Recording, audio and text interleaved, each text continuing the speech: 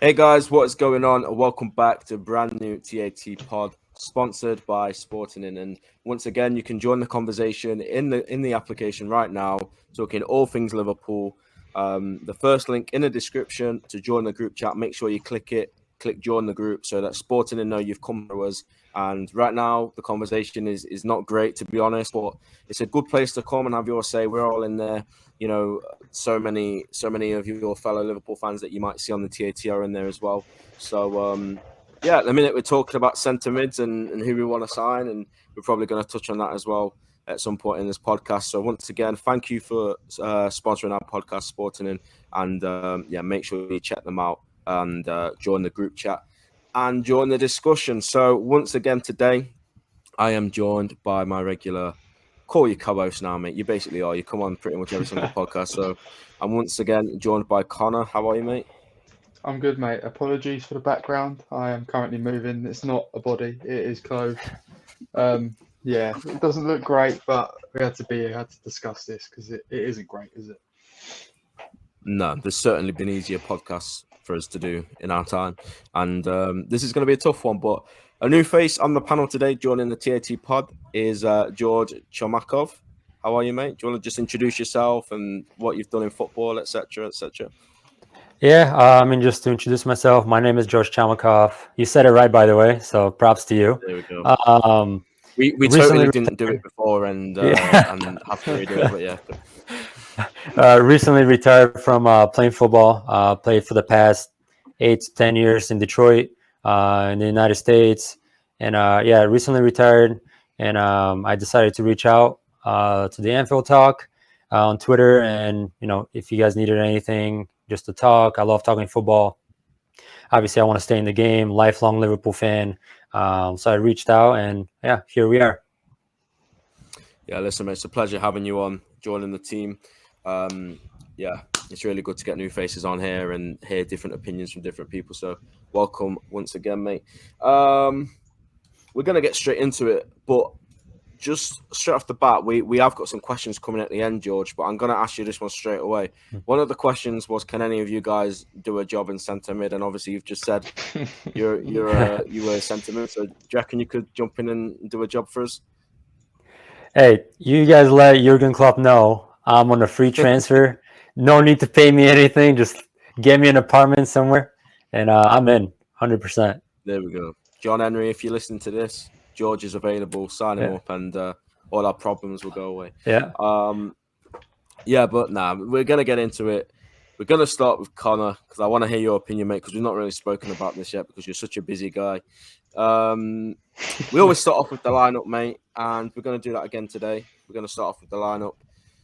I've seen a lot of people say he should have done this, he should have done that, he should have done the other. But when I look at that lineup and the options he had on the bench, I I struggle to see what else he could have done. I know there's a couple of players on there which we'll get into, which potentially could have played more or could have started. But when you saw that lineup, mate, what did you think? Was you confident that we'd go there and get our first win of the season? Was you nervous? How's your feeling towards it?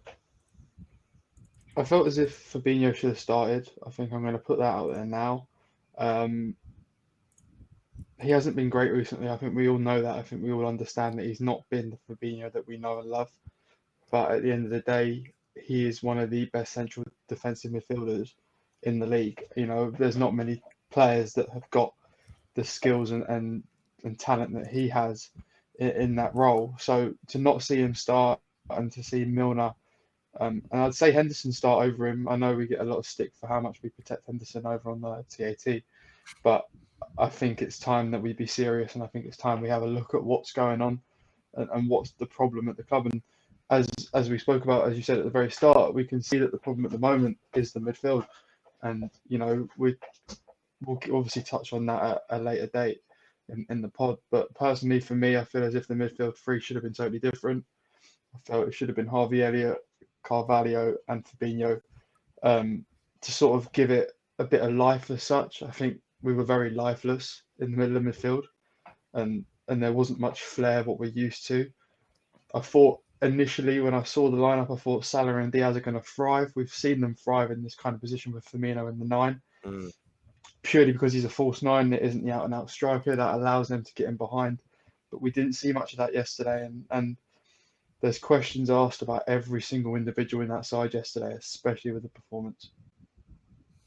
100%, mate. Spot on, and we'll break down some of the performances in just a bit. But George, do you echo what Connor said, or do you feel like the team that he put out there was fine? I would have to agree. I mean, I was very surprised that Fabinho wasn't in the starting 11. I mean, yeah, against Palace he got beat, and the Zaha goal, and he hasn't been his best so far this season. But at a game like this at Old Trafford, you want a center defensive midfield player just like the quality that Fabinho has to play in that game. You don't want to go with Henderson and Milner, like Connor said. There was no flair. If you're gonna go press and trying to play the Jurgen Klopp way and the Liverpool way, you need you need the players that are willing to do the work, as in more agile, a little bit more flair. You just need to be able to cope in certain situations. And when Firmino drops in, again, like Connor said, like there was nobody running behind. Salah stayed wide. Usually when Mane is here, when Mane was here in the past few years, you see Firmino drop in, and then Mane makes the running behind. There's movement. There's all sorts of different situations and types of plays that you can go on. But now, yesterday, there was nothing. It just seemed like, okay, we're going to pass around in and around the midfield, and then that was it. Yeah, we can say we had the possession, but we didn't go anywhere. We didn't create too many chances. And I agree. I mean, there's not that many players that we can say, okay, they had a good game.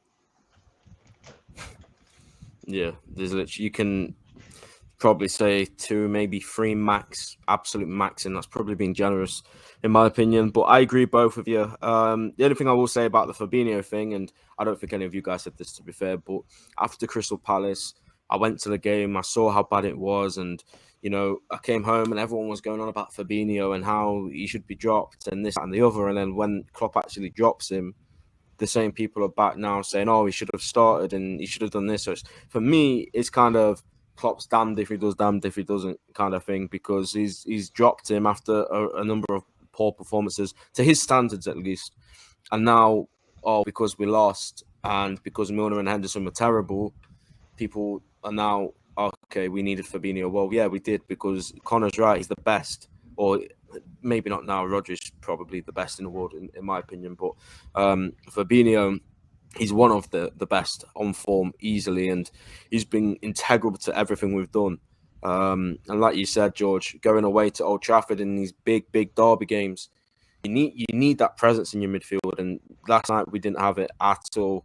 It was just so empty. There was nothing in that midfield, and we'll talk about the other two in a moment as well. But I feel like that was the only debate for me, whether Fabinho started or not. Carvalho, I get it. Everyone wants the new toy, like a shiny new toy at Christmas. Everyone wants it to come in straight away and play.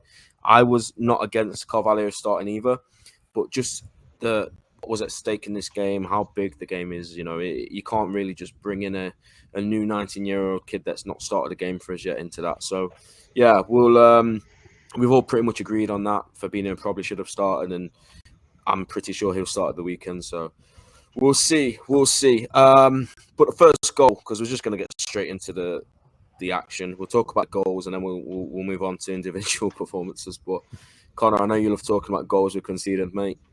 I've seen a meme of Virgil van Dijk bending over with his hands behind his back, singing Wonderwall by Oasis. I don't know if you've seen that one, but I literally quoted it and put, you've got to laugh, because it's that bad and it's that comical. And for his standards, for how good he is, the standards that we've held him to, we've told everyone he's the best of a generation pretty much. And I know it's not, a game doesn't change that. I know that. I'm not saying that everything we said about Virgil isn't true anymore. I still think he is, but you expect better from him there, don't you, mate, in those situations. And do you think Milner should have slid? Because I've seen people say Milner should have slid up and then Virgil should have got closer. So I want to know your thoughts, mate. That first goal we conceded, how did you see it, mate? I believe it was Esther yesterday. I was looking through Twitter, a friend of ours and a friend of obviously Tap. I think she said that's 3 games in a row now, Van Dijk's cost us a goal. And you can't really blame him, but I can also understand where she was coming from in the sense that, the Mitrovic penalty, the Palace, can't really blame him more than that Phillips, but that was pretty poor for a standard of his defender. I think, you see when Milner says it's just get out to the ball, apply pressure. Sancho's got the whole goal to aim at. He's got the whole left side of the goal to aim at. The first thing I really wanted to bring up is why Alisson's dived as theatrical as he did. I didn't really think it was necessary. I think it was almost, you could tell that Sancho wasn't going to put it there. The body's in front of it. You knew where the space was. You knew the space had opened up. It's so. I know you say about I like analysing the goals we concede because we don't concede many. This is the first time I think we've been 2-0 down in a game since Villa back in October of 2020. That's the first time we've been 2-0. We've gone 2 behind. And that's the type of team that we're talking about here. We're not talking about a team that's a mid-table team or a top 4 team. We're talking about a team that last year was fighting for every single trophy for the last 2 games of the season. And that's the decline, and that's why we expect so much from our club. The fans there that are all like, oh, Klopp this, Klopp that, and his time's up. I'm going off a tangent because there's so much to say, and you know how I feel about it today. But regarding the first goal, it's a well-taken goal by Sancho. You sort of saw glimpses of Sancho and Rashford and how well they could play under Ten Hag if they keep that up consistently. I think, we have to give credit where credit's due. It's a well-taken goal, and it's the calmness, the composure to actually have that ability was very good. Milner, I don't think he should have slid, but then I feel as if it's a natural instinct. Yeah. If you're putting your body on, the saying is put your body on the line for the badge. He has put his body on the line. He's gone to defend it. Van Dijk, I feel as if should have stepped out, but obviously he's in a world of 2 minds. Really, he doesn't know how much of the goal he's sort of defending. He doesn't look behind him to see how much he's defending. So you feel as if he should have come out to Sancho, and it might have been a different story. But overall, it's poor defending from the get-go. As even the ball makes the way into the box, it's poor. Yeah, I mean, we've kind of jumped straight to the goal there, but you're spot on about from the get-go, because there was the Elanga chance earlier on where they've just been split, and Elanga probably should do better with that. So, George, in the first 20 minutes, right, because this goal comes in 16, but for me, it was the damage was done before this goal, because I feel like we kind of set the tempo for how we were going to perform, kind of thing, because we were shocking. We were not at it within the first 20, 25 minutes. So how did you feel watching that for a Liverpool side that has been so successful, that went and played every single game possible last season? We got to every final of every tournament. We came runners up by a point after getting 90 plus points again. To go from all of that to beating United 9-0 on aggregate last season, 4-0 and 5-0, to starting a game how we did yesterday. How did that feel for you, seeing that? I mean, it's hard to even explain, because you would never expect that.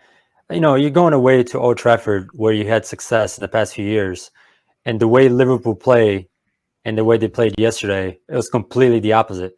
The Jurgen Klopp way that we know of, that has had Liverpool in so much success, we didn't see that at all in the first 20 minutes. Like zero, none. There was no fight, no desire, too many gaps, too big of gaps. Manchester United were just playing through those gaps every single time. And, you can say, yeah, Liverpool had the possession, but as soon as Manchester United got the ball into the midfield, whether it was Eriksen or Bruno, right away, one touch pass to Elanga or Rashford on the side. And it was one pass would bypass our midfield, and the gaps in the whole defense were just so big that, I mean, all 3 of us probably would have played some good balls in behind at that point. Just like and that's one thing I noticed was the runs from midfield of Manchester United. Bruno was willing to go and go in between Joe Gomez and Van Dijk, which confused our whole defense, because then you have Elanga on one side, Rashford on the other, and when Bruno makes that run, none of our midfielders tracked. We're just ball watching while Bruno's making a run in behind, which creates a 20, 25 you got a gap in between our center mids and defenders, which now you're looking at 3 against 3 formation United going forward. So just we were all over the place. Like I said, no desire, no fight, second best, 50-50s. It's just they wanted it more. It just that was just it. Spot on, mate. They showed everything on the night. You know, you're completely correct with the possession thing. By the way, I've just seen we had 71% possession. They had 29. They won the game with 29% possession. We completed 645 passes to 273. But all of those stats, unless you actually do something with the ball, and we're going to get on to our players that we rely on to do that, such as Trent Alexander-Arnold, did nothing, absolutely nothing yesterday. When you're expecting that killer ball or that chance created, like Mo Salah, I think he's created the most chances in the Premier League this season. And yesterday he scores his goal, but apart from that, for me, he was quite easy for them to play against, to be honest. And Luis Diaz, I expected much more from him in terms of creativity, and Firmino and all of them. Like, for me, we can sit here and call out individuals. Of course we can. Every single one of them. I think Alisson's probably the only one which I think you can't say anything bad about, because I think he actually played quite well. There's that Eriksen free kick, and I think if that's any other goalkeeper in the world, he probably goes straight in. So I won't say anything about Alisson. He also saved a 1v1. But yeah, Harvey Elliott as well, I think, is the other one, which I won't criticise. But apart from that, I think all of the 9 players for me, you could criticise all night long if you wanted to about that performance yesterday. You know, we're talking 2s or 3s out of 10 maximum if we're generous. So it was absolutely sickening to see, to be honest. Like, the team that I hate the most, I'm very vocal about my hatred towards that club. Can't stand the fans, what they sing about us. I can't stand who they are, what they stand for. The silly little protests about the Glaze, whilst one guy's gone and wore his Eriksen shirt that he's just bought. Like, it just, for me, I just hate them so much. And to have that passion inside you, and to see that team beat you, it's like, it's not good for me. I've been in a foul mood, and to be honest, once this podcast is done, I'm glad, because we don't have to talk about it ever again. But yeah, we need to talk about it. And Connor, coming back to you, mate, because like I said, you love analysing goals that we concede, etc., etc. But we're not going to actually talk about the Rashford goal yet. After they score their first goal, and you're thinking, surely that's going to wake them up now. Surely they're going to come back into the game. Surely they're going to show us something. They didn't really, did they? I mean, I think we probably the better side for the rest of the first half, but that's not good enough for us, is it? We know that to win games, to win league titles, you need to show more than just being okay. So I guess it's a similar question, mate, to what I asked George. How was it for you watching that game, thinking, surely they're going to click into gear in a minute. Surely they're going to come back and show something. Yeah, it just didn't seem to come. First 3 games of the season, it's literally taken a goal for us to wake up. And I think it's not even that. It's like, I think this last 7 games we've gone behind. Yeah, so it's 7 games. 7 games that we've conceded. It's mad. But I'll only take it from the 3 that we've had this season so far. Sure. Because there's no excuse now. And what I mean by that is, you can try and excuse Liverpool last year because of the amount of games we played, why we may have gone behind. There's no excuse now. You know, you could try and make an excuse before. You can't now. That's 3 times, but in the 3 opening games that we've played, you know, against 2 sides who, credit where credit's due, they're not the greatest sides, Palace and Fulham. We know Palace are the team that we don't like playing against. We have history of them. We know the history. You know, the 3-3 draw and all of that, etc., etc. It's games that we shouldn't be going behind in, and it took us that moment for us to wake up. I think we suddenly found a foot in a spring, or a step in our spring as such, and a spring in our step, sorry. We looked as if we were going to go and score, and you felt as if we scored before the half-time whistle went, we potentially could have gone on and won that game. But the fact of the matter is that, I mean, you're right in what you're saying. We were the better team, but like everyone says, possession doesn't win you football games. You know, we can have 70% of the ball. United can pump 1 long ball on the counter-attack and win 1-0. They didn't do that. They pumped 2 long balls out the pitch. They won 2-1. So it's a situation of that where we just weren't good enough in periods of time. And it's okay to have sloppy periods in a game. And you heard Roy Keane and Klopp yesterday relating back to what he said 2 years ago about how Klopp had sloppy periods in the game. We've lost the game purely because of our sloppy moments. You know, we can go and have 18 shots on goal, we can go and have 14 at the target, but if only one goes in, you're asking questions. And De Gea played really well, to be fair, considering his complete and utter mess up last week against Brentford. He had a great game. If you think about the Firmino save close into the latter end of the second half, that's a great save. You know, he's kept them in that game. But you felt as if we'd scored before the half-time whistle went, we would potentially be the better team in the second half, go out and win the game. But you knew instantly whoever got that first goal in the second half was going to go on and win that game. Yeah, that's definitely what it did feel like. And the old Liverpool that won the title, that won the Champions League, it's like we didn't really care if we went to go down because you just knew we were going to win anyway. So it's like, okay, it makes it a little bit harder, but we're just going to win the game anyway. It's the hard way, but we're going to win. And I didn't feel that yesterday. When we went 1-0 down, to be honest, I just kind of said, well, this is going to be a long afternoon, a long evening, because we've not done anything to give me any sort of confidence. We've not created anything. We look lethargic. The attitude looks off, and Klopp's alluded to that. I think it was the Fulham game, to be fair. But it was just off, mate. And George, Connor alluded to it just there about lumping up 2 balls and they get a goal. So their second goal, for me, I have to look at the captain, to be honest. And I know Connor said we love him on at TAT, and we do. I think everybody should love Jordan Henderson. You know, he's been incredible for us. He's done big things, but equally we have to be honest when he makes mistakes and he takes that poor touch in the midfield. Then he chases Martial down, just lets him make the pass. He doesn't make a tactical foul. But I wanted Henderson there to have a pure Fernandinho moment and just wipe him out and take a yellow. Yeah. But it didn't happen, and then he plays the ball through. Gomez is, well, I don't even know if it's onside. I don't know the offside rule anymore, but I thought it was offside when I saw it. But how did you see it, mate? What are your thoughts on this second goal, which ultimately made the game harder, well, impossible for us to win after that, really? Yeah, I mean, it's clear, isn't it? Henderson, that touch, it's one thing to make that mistake. Obviously, for the most part, everybody's going to have an off touch here and there. But how you recover and what you do afterwards, like you said, take the foul. I mean, at that point, it's Rashford and Joe Gomez in a full race. Why take that chance when you can just take the foul, grab him, whatever you want to do, take the yellow and slow everything down, let everybody get back. It's just, I think, 2 errors, obviously the touch, and then not taking the foul, not doing what Fernandinho would do, not doing what Manchester City would usually do.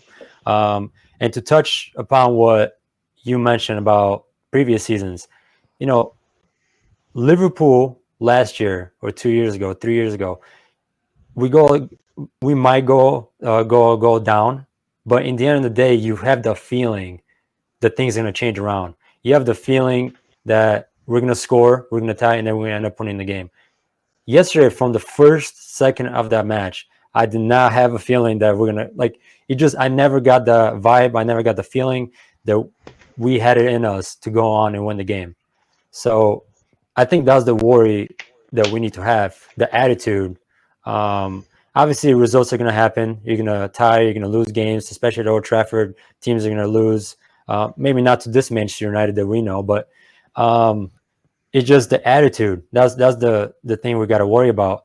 But back to the goal, to the second goal, I have no idea what the offside rule is as well. That's it's mind blowing to me.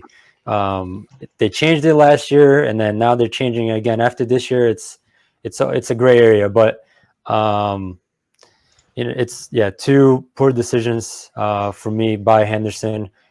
If you're not sure in the middle of the field, just head the ball. You don't have to take the touch. If you're not sure where exactly you are, where Martial's at, just head the ball. Just clear it down the line or head it out, or just clear the ball. You don't have to settle it if you're not sure. Took a chance, it didn't pay off, and then obviously the decision after that wasn't the best. Yeah, I mean, like I said, it was very disappointing to see the lack of effort once that ball's gone into a danger area because Martial, like, okay, he's not scored goals, he's not been great over the last 2 years for United. Same with Rashford, but in these big games, they can still be dangerous players, and we saw it. He played that ball into Rashford, and Rashford did the rest. And as soon as Rashford's away, you knew what was going to happen. You know, he's not scored in about 5 years, but against Liverpool, he's going to Of score. course. So, Yeah. yeah, this is how it works. So, like I said, when we went 2-0 down, to be fair, at 1-0 down, I didn't see us winning based on how the game started. So at 2-0, I was like, yeah, this is done. If by some absolute miracle, we might be able to get a point, but we have to score literally in the next 5 minutes. And we didn't. We left it until the 81st minute. I've not watched any of the highlights back. I can't remember how this goal comes around. All I remember is Mo Salah putting the ball in the back of the net. So if anybody has any recollection of the goal, feel free to say what happened. It's just a blur for me. Like I said, I've not watched any of the highlights back. I've not seen anything. I just turned the game off as soon as the full time whistle went and did a stream about it. So Connor, do you have any input on that, mate? What happened? It's come from the initial Harvey Elliott ball. I think I'm gonna watch it back now just to remember. It's come from the corner initially from Trent, which has then obviously been cleared out by Dallo into Elliott, and then Salah's just sort of turned. No, sorry, Carvalho. I mean, that's come from Carvalho's shot. I've just watched it again, sorry, just to make sure that's come from Carvalho's initial shot at the Hay and the follow up.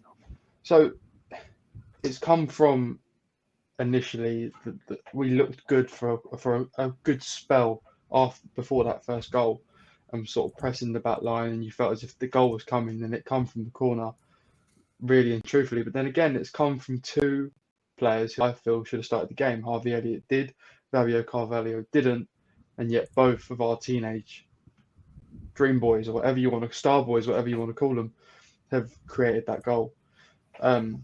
It's a nice header by Salah, who gets a little bit of luck with a deflection. But a goal's a goal, and it's given to him. It's just, as you said, it's too little too late, really, wasn't it? Trying so hard to stay like in a balance. Like I'm trying to like stay here. I don't want to go down here because that's when I get a little bit angry. No, bro, let it out, man. You have to be honest. No, because it's not so much it's just in general what we expect. You know, our expectations are up here now. You know, they're not down here where we used to be a club that was fighting for Europa League when we used to play Seville in the cup final. We're a team that have an expectation of, you know, fighting with Manchester City, being the only team that can keep up with Man City until the last game of the season when every other team's dropped off and suddenly there's this massive decline. And seeing us in this decline makes me think, well, what's going to happen for the year ahead? And obviously, you and me spoke last night. We said we'd get into that at some point and touch on where we think is going to happen for the rest of the season. It's just awful, as you said, having a 9-0 aggregate to now being 2-1, to losing 2-1. I just don't know how to wrap my head around it, really. George, you're probably better to ask, really, because I don't really know what to say. Yeah, I mean, again, a bit too late. With that being said, Bruno should have got sent off. Second yellow right after the goal, holding on to the ball. I have no idea how that was on a second yellow, but even when a team is not playing well, like Liverpool, let's say Liverpool had 5 to 10 minute spells in each half where we looked fairly normal, I would say, to where maybe you can say, Manchester United got a bit tired towards the end of the first half, and same thing towards the end of the second half, and they're already winning, so they're kind of dropping off, making sure to finish off the game. So it just depends how you want to look at it. But a red card there, 81st minute, Liverpool scoring, that changes the whole entire mood of the stadium, the fans, Liverpool, like everything changes. So, Yep. But obviously that didn't happen. So, yeah, I mean, the last 10 minutes or so, we had possession, not too many clear chances, not enough clear chances as we usually would in those situations where, okay, we scored a goal, 10 minutes, we can do this. I just never felt like we were going to, or we were able to. So, 2-3 good chances, but that's about it. Obviously, in the first half, we had Bruno smashed the ball right at Martinez on the goal line. I guess you can call that a chance. And then the Firmino chance as well. So there were a few chances where we could have possibly, but it's just not good enough overall. Yeah. I forgot about that one, to be fair. I think, like I said, it was just not our night. If that's any other team, it probably goes in, and the other team goes on and gets another goal. But for us, it just didn't go in. And I agree with everything you've both said. And the offside, the goal that they scored, the second one, I've seen the pictures back. I've seen how apparently the rule changed and whatever, and that's fine. I'm still annoyed about it. But the reason why I'm not too annoyed about it, even if it was onside or offside, whatever, is because at the end of the day, we can't just sit here and blame us not winning or getting a point on that. We have to sit here and take responsibility for our team not doing anything. You can blame VAR, you can blame officials' decisions, you can blame everything you want, but at the end of the day, like we've all said, it wasn't enough. There was not enough creativity, there was not enough passion and desire, and we have all said that we're probably the better team in terms of having the ball and doing whatever. That's fine, but in terms of the team that wanted it the most, I mean, United were on it from the first minute, and I think that's something obviously that Ten Hag managed to drill into his team after those first two games. And I thought, to be honest, that's how we were going to come out and react after our first two games, because we drew our first game at home, our first away game to a newly promoted side. So I was sat here saying, this game could not have come at a better time for us now. Man United, our biggest rivals, in a game where we have to go out and win. We have to go out and show them that, okay, we might have started off poorly, but we're still here. We're still in the race, because City dropped 2 points the other day. If we won that game, we would have been 2 behind them. I don't care about Arsenal. They're not going to win the league. Let's just get that out there straight away. So if we won yesterday, we would have been 2 points behind Man City, and we're still 5 behind Man City. And this was the same thing that happened last season, not capitalising. And, it's the same old thing, same old mistakes. And to be honest, we're going to get into it because there's some questions about where we think we'll finish in that. We will discuss that. But I am concerned for the first time in Klopp's tenure, really. I even said yesterday, I'm more concerned now than when I was for 2021. Because 2021 season, I didn't expect anything, because there was no players available. There was no Virgil van Dijk. There was barely any Fabinho. There was barely any Thiago. No Gomez. No Matip. Demikas was in Klopp's basement, as they said. We had nothing, so I didn't expect us to get anything. I expected us to finish 5th, 6th, 7th, or even lower. But now, even though we do have a massive crisis in injuries, of course we do, that team that started yesterday, the team that started against Palace, the team that started against Fulham, should still be doing a lot better, even with a crisis or not.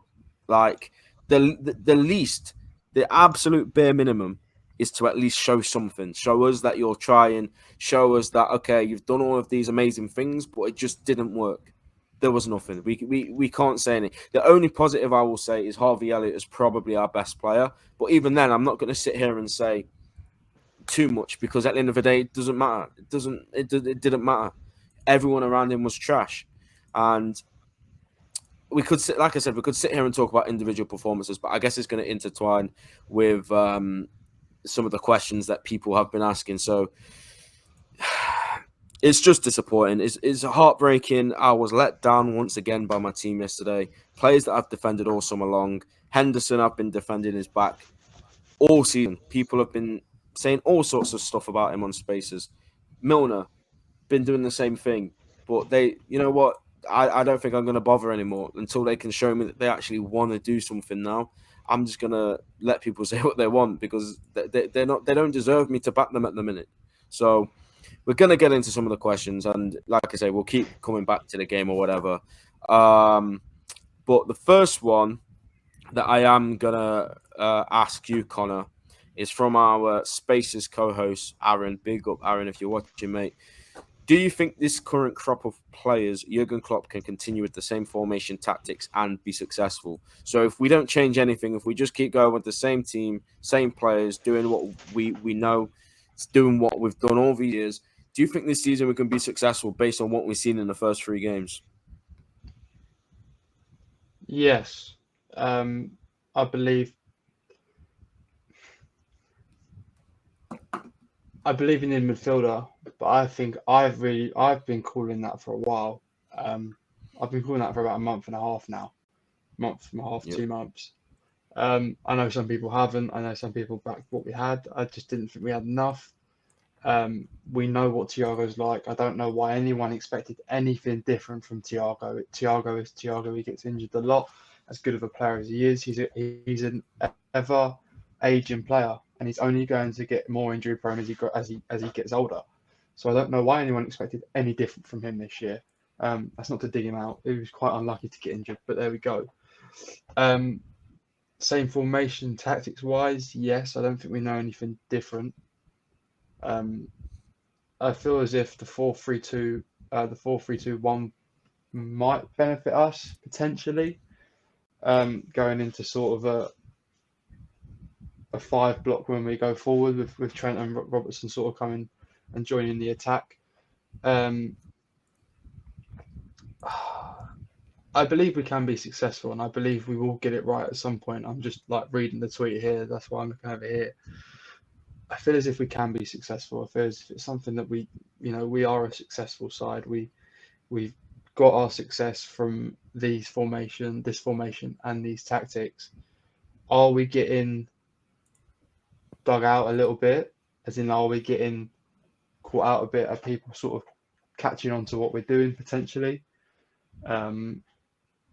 But no, I reckon one midfielder just to sort of bolster that squad, and I believe we can be successful because when Nunes comes back in, I feel as if he's going to be a lot hungrier purely because of what happened at Palace. Listen, let's hope so, mate. Let's hope so. And that brings me on to the next one, which I've just seen for you, George. It's ____LFC___. So, yeah, big up to you if you're watching.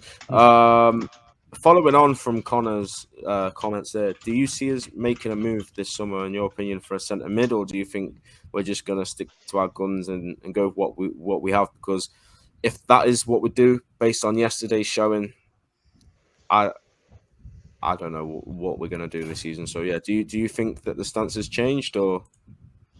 I think it has to. I know it's difficult just because we have so many injuries, and like Jurgen Klopp alluded to this before, if you do bring in another midfielder, now you end up with 8 or 9 midfielders, and you can't give everybody playing time. And I completely understand that. But if you're trying to save your season and bring some energy into the squad and kind of turn things around, I mean, we're looking at Oxlade-Chamberlain. He's out for a while. We have Thiago. He's a hit or miss. Like Connor said, he is injury prone. He has a lot of quality, obviously, but if he can't stay on the field, that's a problem. Naby Keita, who I'm a big fan of Naby, but if he's not fit, or they're saying he's not fit, so whether he's gonna go now, that's a whole different topic. But I do think by the end of the window we do bring somebody in. I don't know if it's gonna be. I don't know if you would call it a panic buy. I think that Klopp does have certain amount of players on his list, on his short list, is if you want to say, that he thinks would make the team a lot better. Is it going to be the main target that he would want? Probably not at this time of the window. But I do think we're going to bring in a midfielder, and if Naby goes, 100% we're going to bring somebody in. If he doesn't go, I do still think we'll bring somebody in. It's just I don't think it's going to be the top target that we would want. Is there any realistic players out there that you can see us going for, or do you just kind of just whatever they want is fine by you? Or I would say we do need somebody that has somewhat of an experience in the Premier League just to steady the boat. You don't want to take you don't want to spend 60, 70 million on somebody, let's say, from Serie A, and then they come in and they don't do the job, because now that's a panic buy, and you're in a worse position now than you would have been if you didn't buy anyone. So somebody that can steady the boat, steady the ship a little bit, get us through some games, and be a good enough player to inject some energy into the midfield. He has to be someone that's creative. I know there's been talks about Casado from Brian. He's done very well towards the end of last season. Very young, energetic in the midfield. Whether that's realistic or not, I have no idea. The talks about 40, 45 million from him. I don't know if FSG, Jurgen Klopp, whoever is in charge of all that, is willing to pay that money for him. So I don't know, but I do think we are going to bring somebody in. And hopefully it's a huge surprise and we're all like, wow, where did this come from? But that's just wishful thinking for now. Yeah, fingers crossed, mate. Personally, I think, like you said, I think the stance has to change, and I think Klopp has kind of changed his tone a little bit in terms of what he's been saying. Before, he was just flat out saying, "No, I'm happy with what we have. I'm fine with my options. We've got this guy, we've got that guy. It's all good." Now, all of a sudden, he's kind of saying, "Yes, it would be nice to have another midfielder," or "Yes, we will see what we can do," kind of thing. So it does give you hope that maybe if it is him making the final decision, like obviously we know there's people above him, but if it is down to him, his mind seems to be changing just a little bit. So listen, let's just hope and see what happens, because the Moises Caicedo, like you said, those links came out from a source in Ecuador. So apparently they're close to him.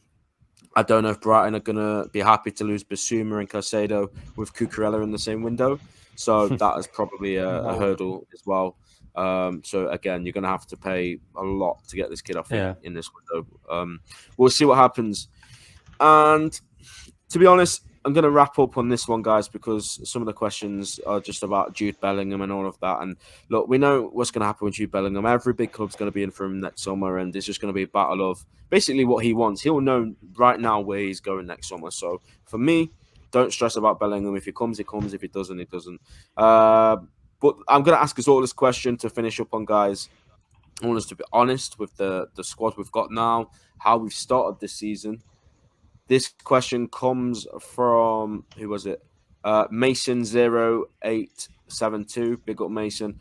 Where do you think Liverpool will finish this season? Now, mine's completely changed since I made my prediction. But, Connor, what do you say, mate?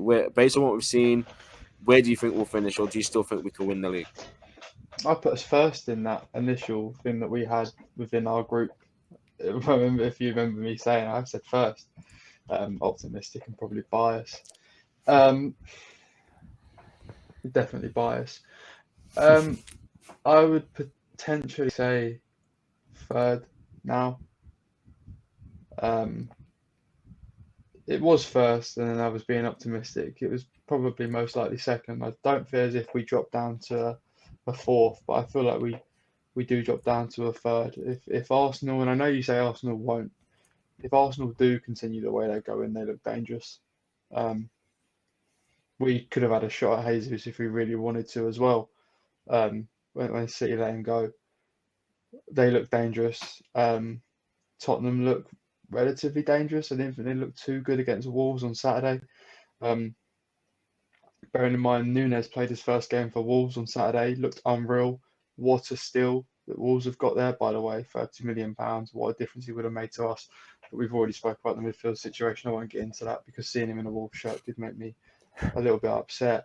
So, and he's only going to go for double the price next year. If we do look at him next year, he's going to be worth £60-70 million, because that's why Wolves bought him, because they know that he's only going to improve. But yeah, for me, it's third.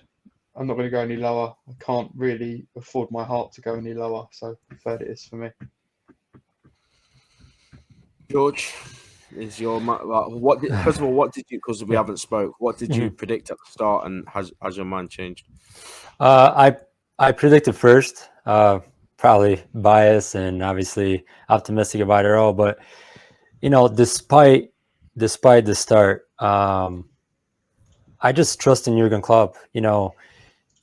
It's Manchester City did not have the best start last season, right? They lost a game, tied a game, whatever it was, but it's and I know we're not talking about purely just results. We're talking about the types of performances and what we haven't seen from Liverpool this season. But I still do believe in Jurgen Klopp, and I think he can change it around. And I think we do have the players to change it around to be able to challenge for the title. And I think this season the Premier League is so competitive that I don't think any team is going to have 90 plus points. I think it's going to be below that. It just every team has got better. So I don't see any team standing out by 20, 25 points above everybody else.